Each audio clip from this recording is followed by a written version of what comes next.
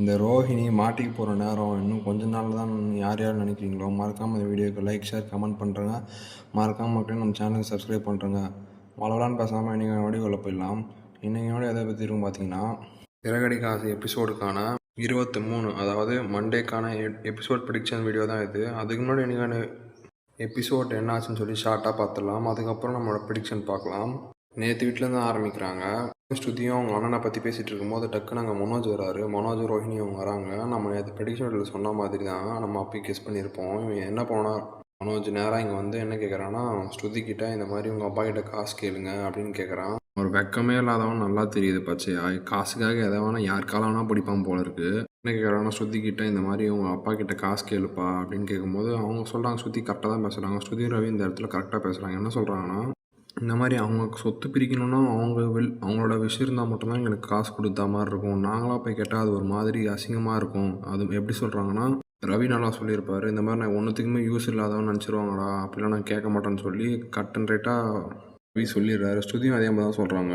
இந்த மாதிரி அவங்க வில்லு இருந்தால் மட்டும்தான் எங்களுக்கு அந்த சொத்து கொடுக்குற மாதிரி இருக்கும். நாங்களாக போய் கேட்டால் அது எங்களுக்கு பிடிக்காது அப்படின்ற மாதிரி சொல்கிறப்போ இங்கே என்ன சொல்கிறாங்கன்னா, தான் ரொம்ப சொல்கிறான், இந்த மாதிரி நான் மேலே வரது யாருக்குமே பிடிக்கல, அதனால தான் அந்த மாதிரிலாம் பண்ணுறேன்னு சொல்லிட்டு கத்திட்டு போயிடுறான். அதுக்கப்புறம் அவங்க உள்ள இதே மாதிரி பேசிக்கிட்டு இருக்காங்க. என்னென்னா, இந்த வீடை நம்ம எப்படியாச்சும் வாங்கணும்னு சொல்லி ரோஹிணி சொல்கிறாங்க. இது எவ்வளோ பெரிய சிக்கல் வந்தாலும் பரவாயில்ல, இந்த வீடு நம்ம கண்டிப்பாக வாங்கியே வரோம். முதல்ல அது வாங்கினதே ஒரு டூப்ளிகேட் ஓனர்கிட்ட இருந்து, அதை இவங்க வாங்கி எப்படி வாங்குவாங்கன்னு அவங்களுக்கே தெரியல.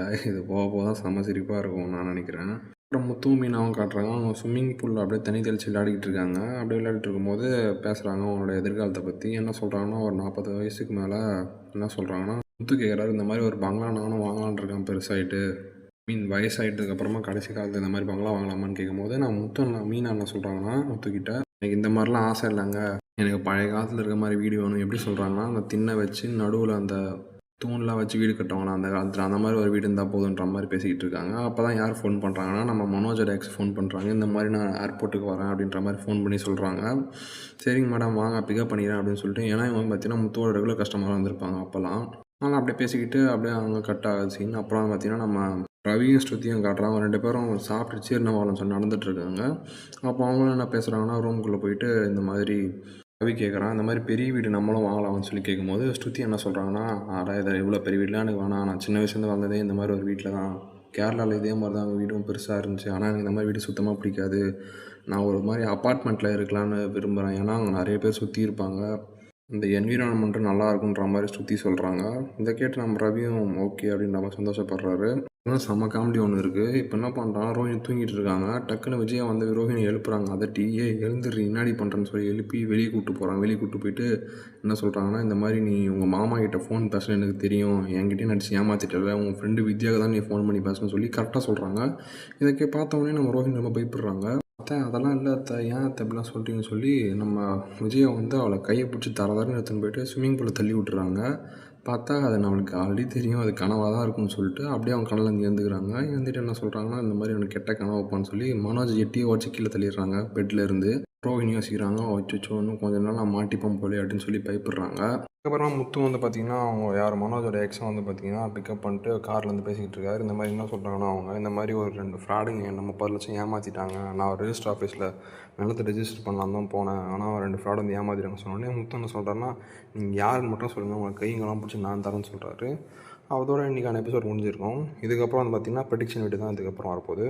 மாதிரி மனோஜ் வந்து ஸ்ருதிக்கு அவங்க அப்பா கிட்ட தான் காசு முதல்ல கேட்கலான்ற மாதிரி வச்சுருப்பார். அதுக்கப்புறமா அவரே வச்சுருப்பார், இந்த மாதிரி நம்ம சந்தோஷ் சார்கிட்ட கேட்டால் கொடுப்பாங்க அப்படின்னு சொல்லி சொல்கிறாங்க. இவன் இந்த மாதிரி நம்ம பிஸ்னஸை கொஞ்சம் பெருசாக டெவலப் பண்ணால் சந்தோஷ் சார்கிட்ட காசு கேட்கலான்ற மாதிரி சொல்லிட்டு அவங்க ஐடியா வந்து இம்ப்ளிமெண்ட் பண்ண பார்க்குறாங்க. என்ன பண்ணுறாங்கன்னா, முதல்ல சப்டீலர்ஸ் எல்லாரையும் பிடிச்சி இன்னும் கூட கொஞ்சம் சேல்ஸ் இன்க்ரீஸ் பண்ணுங்கள் அப்படின்ற மாதிரி சொல்லுவார் மனோஜ்.